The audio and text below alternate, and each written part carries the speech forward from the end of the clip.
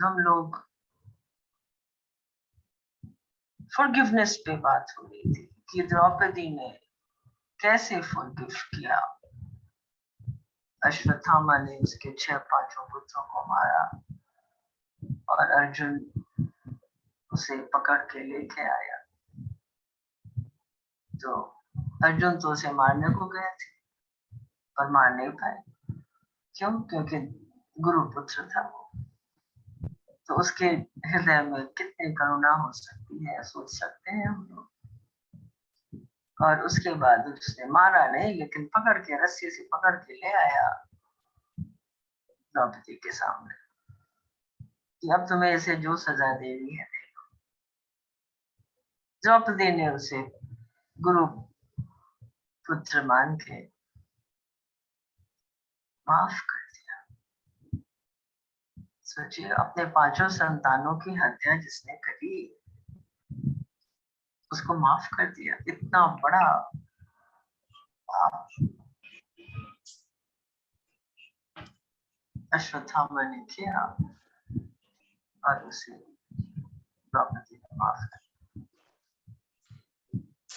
तो माफी हमारे जीवन में कहाँ तक स्थान रखती है, ये क्वेश्चन उस दिन दिया गया था कि हम माफ क्यों नहीं कर पाते और हमें कितने लोगों को माफ करना है हमारे जीवन में। हम माफ क्यों नहीं कर पाते, इसका जवाब दे।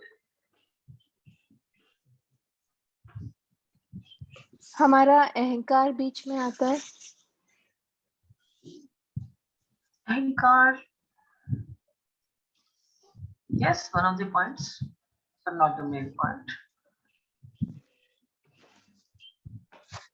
जो प्रॉब्लम, जो भी उसे दुख दिया होता है ना, उसकी फीस रहती है, फीस आराम से जाती है, इसलिए माफ नहीं कर पाते। उस समय कर भी देते हैं पर बाद में फिर वो टीस उठाती है। अगर हम कर भी दें जिस समय प्रॉब्लम, दीदी आई थिंक इट्स जिस समय किसी ने कुछ, जिस समय हमारे साथ किसी ने बुरा किया है, हम उसको अगर बड़ा दिल करके माफ भी कर देते हैं तो भी वो बात ना कभी दिमाग में फिर आती है। हम कितना भी कोशिश कर लें पर दुख को भूल नहीं पाते कि उसने हमें इतना दुख दिया। तो problem, it's because our emotions are very much involved in emotions is not ego, it's emotions. It's emotions are involved. Didi, It's we have not able to control our emotions or to let them go. Basically we don't let it go. The minute we start letting go whatever anybody has done to us, then it's very easy to forgive. Good. and Didi, it's below your dignity also, Didi. The person thinks it's below my dignity to ask, to say sorry. When you start thinking that it is below your dignity, means वहाँ अहंकार रह जाता है। Yeah, you अहम think के कारण आप sorry नहीं बोल पाते हो दीदी, because you think you'll become small. गुस्से के कारण भी नहीं आप बोल पाते हैं। गुस्सा भी इतना हो जाता है कि उसके कारण भी नहीं बोल पाते। It's more of your dignity that the person is foolish. She or he thinks that it's below he or her standard or dignity to say sorry to the other person. That's all ego. But forgiveness के benefits क्या हैं? देखो, forgive हम क्यों नहीं कर पाते, पहले इसको समझ लेते हैं कि forgiveness, क्षमा, इसको हम लोग हिंदी में बोलेंगे क्षमा। क्षमा बहुत दैविक गुण है, ठीक है। दैविक गुण मतलब सिर्फ परमात्मा ही बिना कोई जजमेंट के सिर्फ क्षमा करते रहते हैं। कोई कितना ही पाप कर लो, तभी तो शिव भोले बाबा सबको वरदान दे देते हैं, चाहे वो राक्षस ही क्यों ना हो। और भयंकर खूंखार राक्षस को भी वरदान दिया जाता है। मतलब क्या हुआ कि वो वरदान देते हैं निरपेक्षता से, बिल्कुल कोई पक्षपात नहीं होता जब वरदान। तो वो जो कितना ही वो तब वो पाप किया हुआ हो, वो राक्षस, उसको भी अगर वरदान मिल जाता है प्रभु से, तो इसका मतलब क्या हुआ कि वो उसके पाप को देख ही नहीं रहे, वो सिर्फ उसके तपस्या को देख रहे हैं। तो ये जो फॉरगिवनेस वाली बात है, यानी ये क्षमा करने की जो बात है, ये बहुत अत्यधिक दैविक गुण है। और हम रहते हैं मनुष्य योनि में, हम रहते हैं मनुष्यों की तरह, हम बिहेव करते हैं मनुष्यों की तरह, हम सोचते हैं, हमारी लिमिटेड थिंकिंग होती है, हम पूरी तरह से समर्पण भी नहीं कर पाते, ना हम मनुष्य बन पाते हैं पूर्ण तरीके से, और ना हम देव बन पाते हैं पूर्ण तरीके से।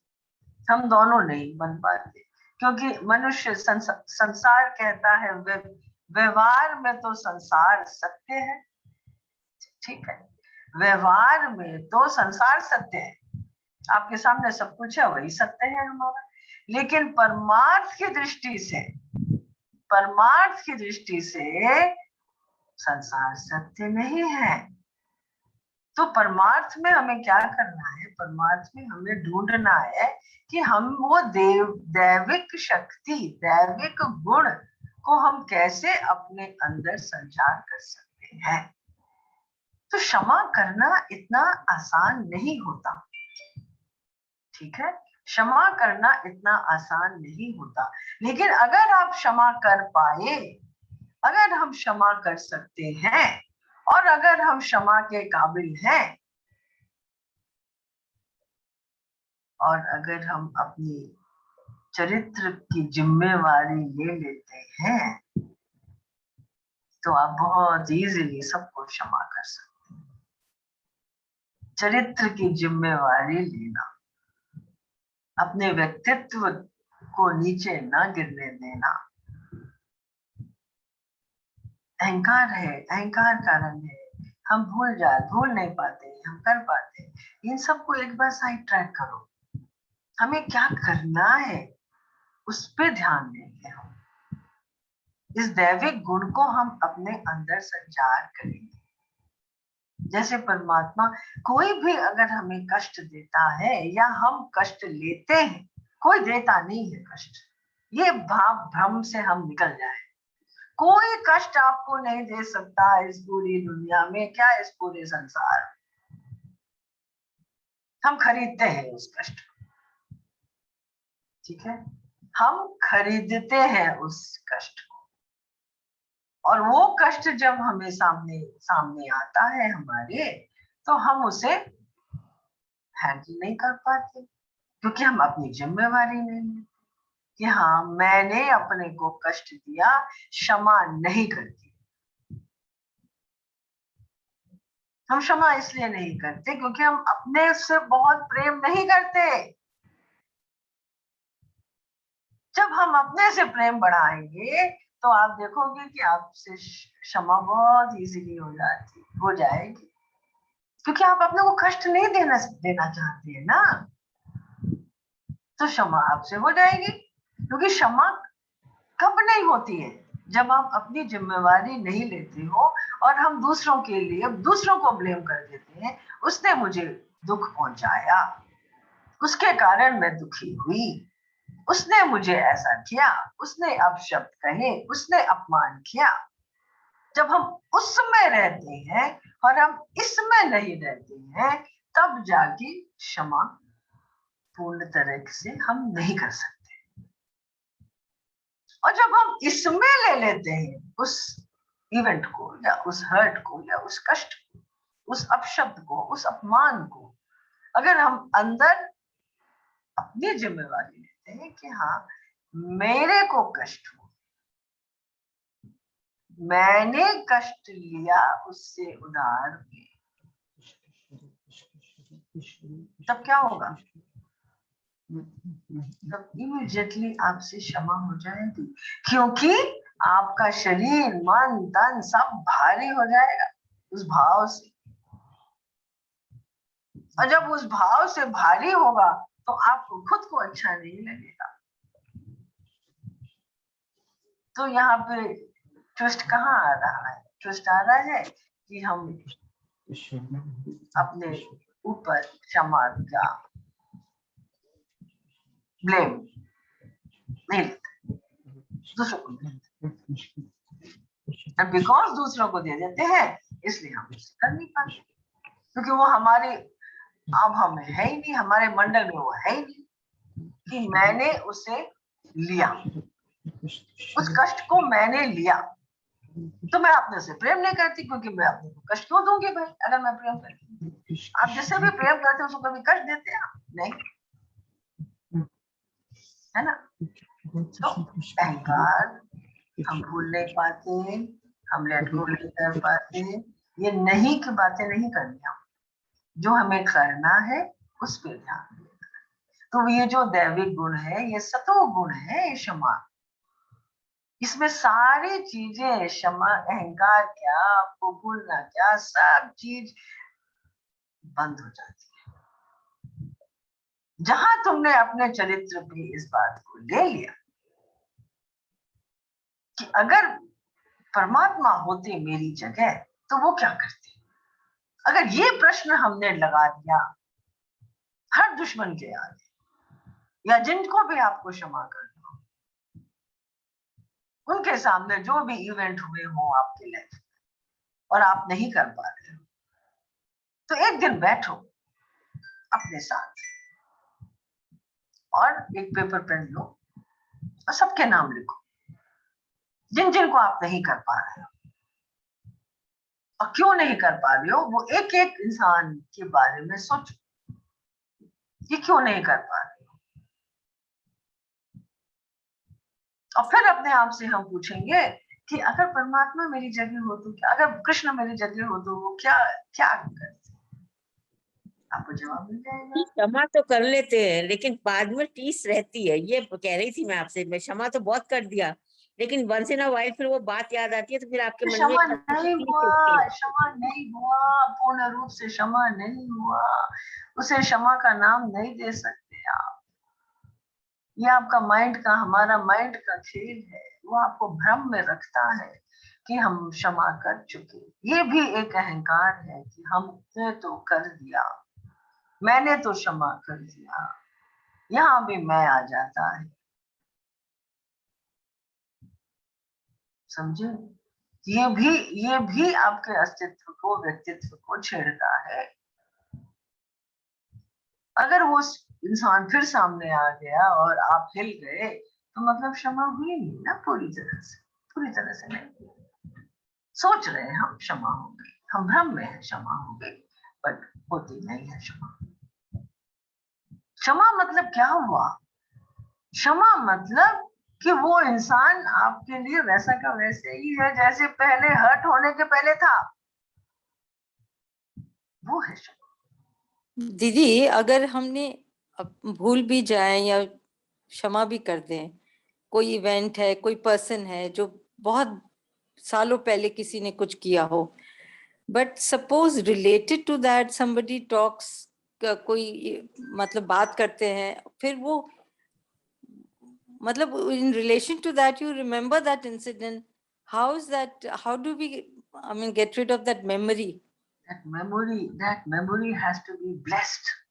मैंने कहा ना, सिर्फ परमात्मा को ले आओ सामने, परमात्मा के चरणों में दे दो, भैया मैंने तो मैंने तो क्षमा कर दी, अब आप संभाल लो, दे दो ना परमात्मा। कष्ट जब भी होगा ना परमात्मा को दे दो। देखो द्रौपदी पे क्यों आए भगवान कृष्ण? द्रौपदी पे जब जब कष्ट आया कृष्ण आए। कैसे आए? क्योंकि जब शिशुपाल के वध की कहानी थी ना, तो उस समय जब सुदर्शन चक्र चलाया था भगवान ने, तो उनकी उंगली कट गई थी, और जो कि उंगली उनकी कटे, खून बहने लगा, तो द्रौपदी ने तुरंत अपनी साड़ी फाड़ी, तुरंत, इमीडिएटली, कुछ नहीं सोचा, और साड़ी फाड़ी और बांध दिया उनकी उंगली को। तो क्या हुआ? यहाँ भगवान उनके उसके कर्जदार हो गए। तो भगवान को कर्जदार बनाए ना हम लोग, उसके लिए ऐसा कुछ करो कि वो दंग रह जाए और हमारा कर्जदार हो जाए। सोचो सोचो क्या कर सकते हैं हम लोग, कैसे खुश किया जाए भगवान कि वो जब दुर्वासा मुनि भी आए उस समय भी भगवान आए और उस द्रौपदी की रक्षा करी। तो वो जरा सा साड़ी का टुकड़ा चीर हरण के समय पूरा चीर बन गया। सोचिए उसकी इतनी लंबी पता नहीं कितनी हजारों मीटर की साड़ी बन गई। तो उसने तो एक साड़ी का टुकड़ा दिया था और भगवान ने क्या दिया उसको, और वो कर्ज कभी उतार नहीं पाए। इसलिए जब जब द्रौपदी पे कष्ट आया या उत्तरा पे कष्ट आया, जब उत्तरा भी जब गर्भवती थी और जब कृष्ण जा रहे थे हस्तिनापुर छोड़ के, तो भाग्य भागी आ रही थी, ठीक है ना, भाग्य भागी आ रही थी कि मुझे बचाओ, मेरी रक्षा करो। तो उसके गर्भ में जो बच्चा था उसकी भी रक्षा करी भगवान ने। तो जो भी उसे पुकारता है, और देखो क्या मजे की बात है, हर समय हम लोग कृष्ण को ही पुकारते हैं जब कष्ट होता है, सब कृष्ण को पुकारते हैं। सबकी विपत्ति में जब आते हैं हम, जब सबके ऊपर विपत्तियां आती हैं तो कृष्ण को पुकारते हैं, चाहे वो पांडव को, चाहे वो दुर्योधन को, क्योंकि आया ना सेना मांगने, तो आया तो कृष्ण के पास। चाहे वो भीष्म पितामह हो, कि जब तक कृष्ण नहीं आए और पृथ्वी से जल उनके मुंह में नहीं गया तब तक वो प्राण नहीं किया। तो आप सोच रहे हो कृष्ण की क्या महिमा है। भीम कृष्ण सब सब कृष्ण कृष्ण करते हैं, सब कृष्ण कृष्ण करते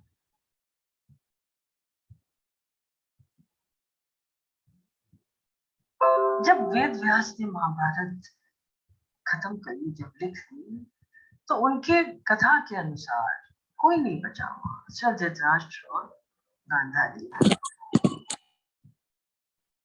और 5 पांडव बचे। तो गंगा के किनारे जब इन्होंने सबके श्राद्ध करे, सबके, उसमें द्रौपदी थी, कुंती थी, सब थे।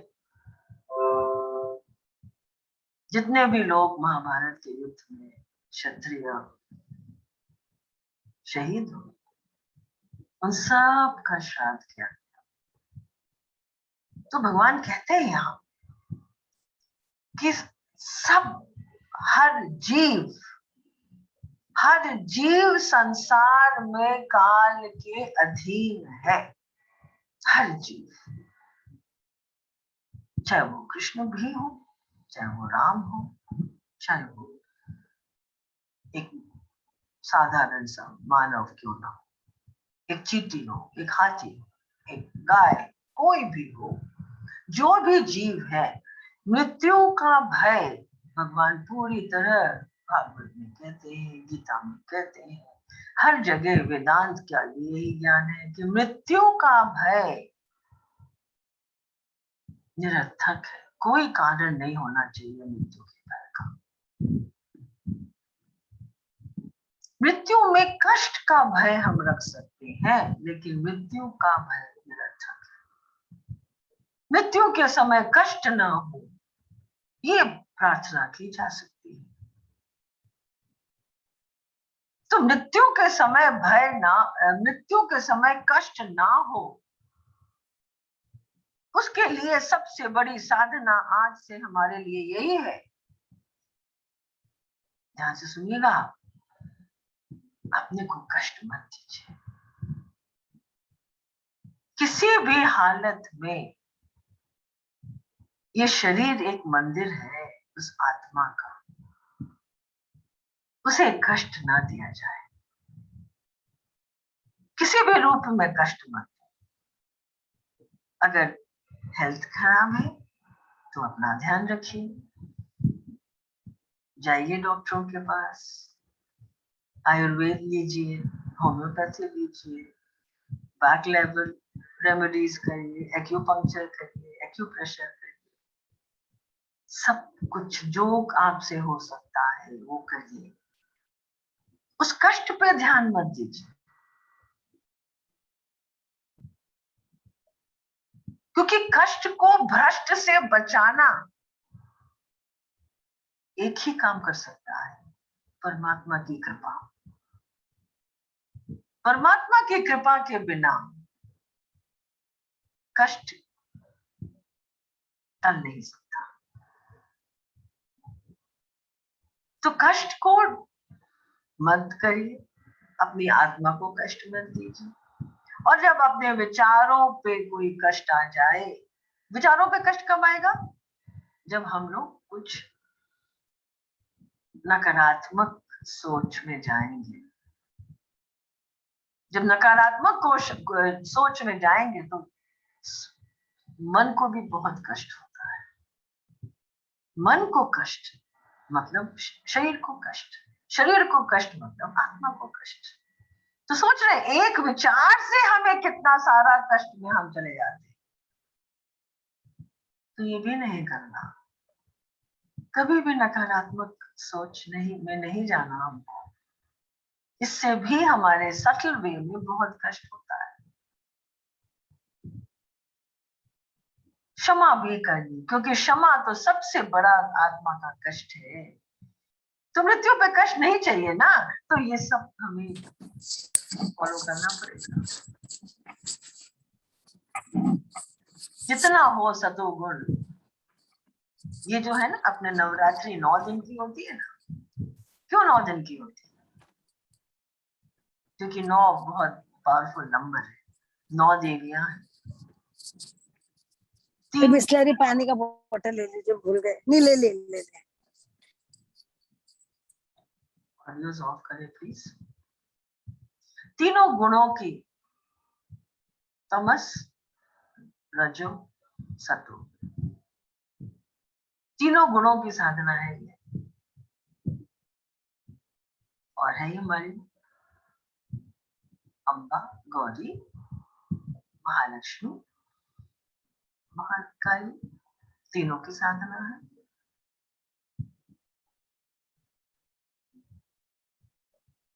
तो इस नवरात्रि में इस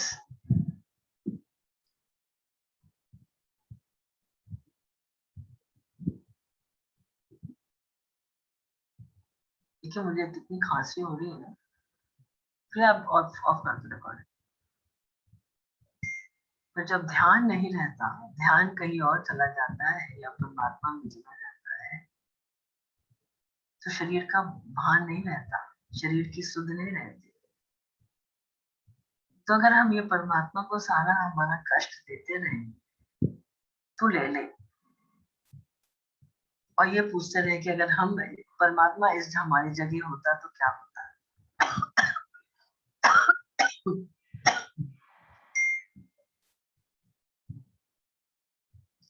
परमात्मा हमारी जगह होता तो क्या करता। बस ये 2-4 चीजें कर लीजिए। क्षमा का बैगेज मत रखिए, मत रखिए, क्योंकि ये फिर निकलेगा आप जब हम मृत्युशैया पे होंगे। ये बैगेज हमारे साथ जाएगा, शरीर को हैवी करेगा, और जब शरीर को हैवी करेगा तो हार्ट को हैवीनेस आएगी, और जब हार्ट को हैवीनेस आएगी तो आप सोच सकते हैं क्या हो सकता है मृत्युशैया पे। मृत्यु तो तय है, कोई बच नहीं सकता है मृत्यु से। मृत्यु निरर्थक, मृत्यु का भय तो हमें रहता ही है, उस कष्ट का भय। ठीक है ना। तो अब इस नवरात्रि में ये संकल्प कर लीजिए कि जिन जिन से भी हमें क्षमा करनी है उनको क्षमा कर दिया जाए, हल्के हो जाए हम। तो उनको, उनकी कल्पना करके, उनको विजुअलाइज करके उनके सामने हाथ जोड़ लीजिए। फिजिकली नहीं, मानसिक में, मानस में, और उनकी आत्मा से क्षमा मांग लीजिए। और उनकी आत्मा को क्षमा कर दीजिए कि मैंने आपको क्षमा किया या मुझे क्षमा कर दिया। क्योंकि ये तो नहीं ना खाली आपको क्षमा देनी है, अब मे भी आपको क्षमा लेनी भी हो सकती है और फिर भी नहीं समझ में आया 3 दिन करनी पड़ेगी आपको ये साधना, 3 दिन, फिर भी नहीं अगर समझ में आता है तो एक पेपर पेन लीजिए और उसको लिखिए, जो भी आपके गिला शिकवा है उसको लिख डालिए, किसी को पढ़ाना नहीं है, बस जाके जला देना है, अग्नि में डाल देना है। और हमारे यहाँ तो गंगा है तो हम गंगा में प्रवाहित कर देते है ना, या तो अग्नि होती है या जल होता है, 2 तरह से आप जो भी हमारे अवगुण है, चाहे ब्लॉकेजेस हैं, चाहे क्षमा नहीं कर पाते, कुछ भी जो भी आसक्ति है, अहंकार है, काम क्रोध मद लोभ मोह, कोई भी अगर इन 5 गुणों अवगुणों में से, अवगुण नहीं बोलती मैं इसको, 5 गुणों में से अगर एक भी गुण आपके अंदर जाता है, खुद देखिए, सोचिए, और जितना इस नवरात्रि में मौन रहेंगे और अपने साथ रहेंगे और पूजा पाठ में मन लगाएंगे, जब तब ध्यान करेंगे। आज हमने भेज दिया था शैलपुत्री का ध्यान, पता नहीं आप लोगों ने देखा कि नहीं, आई डोंट नो, लेकिन जरूर से कर लीजिएगा और सोने के पहले करें तो बहुत बढ़िया, बिकॉज ये सारी देवी की पूजा रात्रि की होती है, ठीक है ना। तो इसमें आप क्षमा को लिख के उसको जला दीजिए और जला के बाहर कहीं भी लॉन में या बालकनी में कहीं भी जहां भी खुलापन है वहां जाके इसको यूनिवर्स में उड़ा दीजिए और फिर भूल जाएंगे आप उसको, तय है ये बात। ये एक्सरसाइज हमने बहुत कराई है पहले, I did a world of good to people, ठीक है। चलिए आज तो बहुत लंबा हो गया, अब जो क्लास होगी वो होगी नवरात्रों के बाद, विजयादशमी के बाद।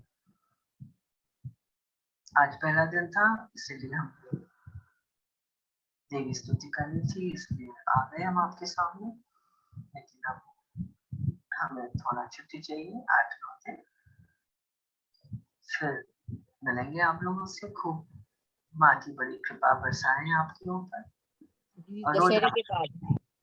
और रोज आपके सामने सारी चीजें पहुंच जाएंगी, हर एक देवी की, ठीक है। बहुत अच्छा।